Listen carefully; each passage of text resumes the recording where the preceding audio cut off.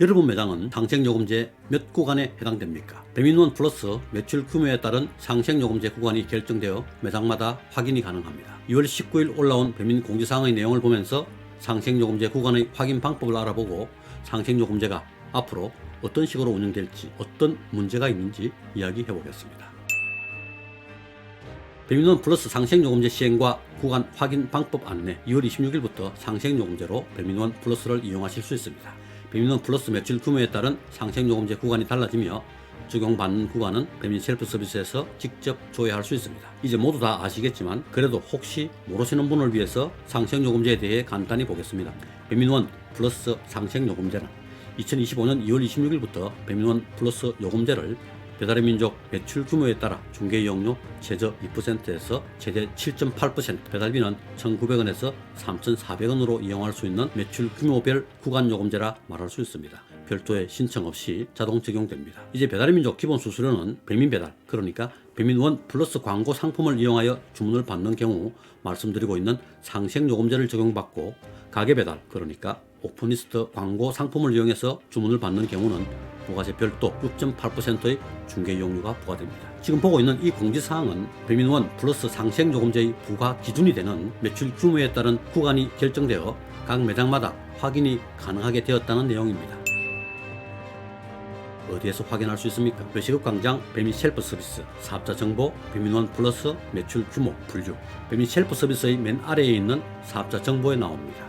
최초 적용이 시작되는 1차수의 경우 2월 19일 수요일부터 배민 셀프 서비스에서 구간을 확인할 수 있고 2월 26일 수요일부터 약 3개월간 적용될 예정입니다. 이후 2차 적용을 위한 사장님 가게의 배민원 플러스 매출 규모 분류는 5월 중 확인 가능하며 추후 공지를 통해 안내드리겠습니다. 무슨 말입니까? 1구간, 2구간 이렇게 한번 구간이 확정되면 계속 그렇게 되는 것이 아니라 3개월마다 지난 3개월의 매출 규모로 다시 분류하여 적용한다는 말입니다. 표에서 확인할 수 있듯이 2월 26일부터 적용되게 되는 1차수는 지난 24년 11월부터 25년 1월까지의 매출로 구간이 분류된 것입니다.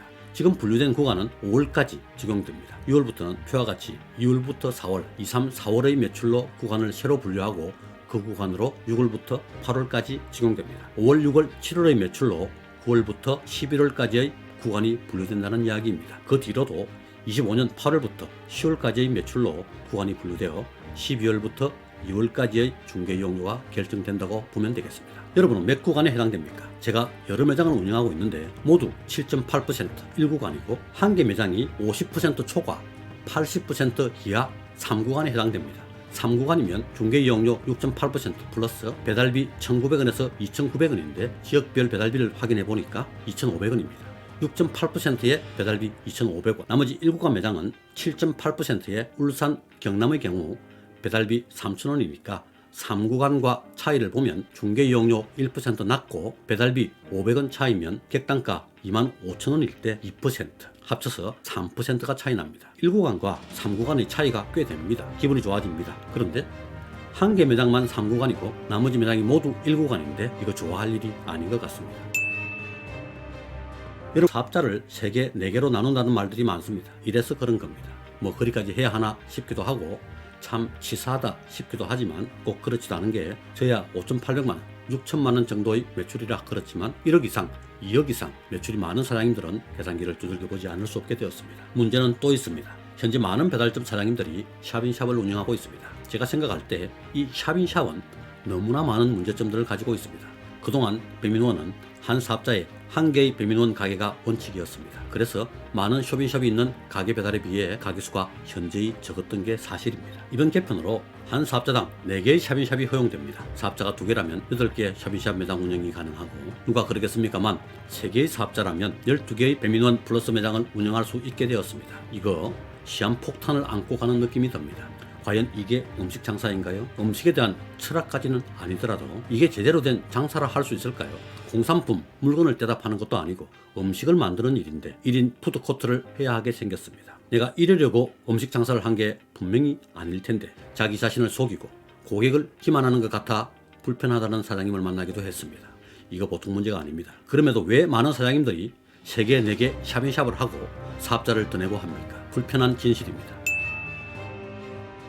살을 굶으면 선비도 남의 집 담을 넘는다 했고 살을 굶으면 포도청 담도 뛰어넘는다는 말도 있습니다. 대부분의 사장님들이 지금 사흘만 굶었겠습니까? 이 샤비샵에 대한 문제는 큰 이야기이기 때문에 다음에 별도로 하겠습니다. 상생요금제의 구간에 대해 이야기하고 있습니다. 매출 규모에 따른 분류에 이 3개, 4개의 샤비샵 매출도 모두 포함됩니다. 사업자 등록증 기준으로 하기 때문입니다. 앞으로 구청위생과 보건소, 세무서는 바쁘게 생겼습니다. 추가 사업자 내리는 많은 배달점 사장님들로 북새통을 이룰 게 불을 보듯 뻔합니다. 정부 당국은 다시 사업자들이 많이 생겼다면서 경기가 살아나면서 기뻐할지도 모르겠습니다. 어디서부터 뭐가 잘못된 걸까요? 진짜 배민 쿠팡의 문제인지 법의 문제인지 자영업 사장님들의 문제인지 걱정이 앞섭니다. 매출 규모가 크고 많은 샤비샵 매장을 운영하고 있거나 그렇게 하고 싶은 분은 추가 사업자 등록이 불가피할 것으로 보입니다. 끝.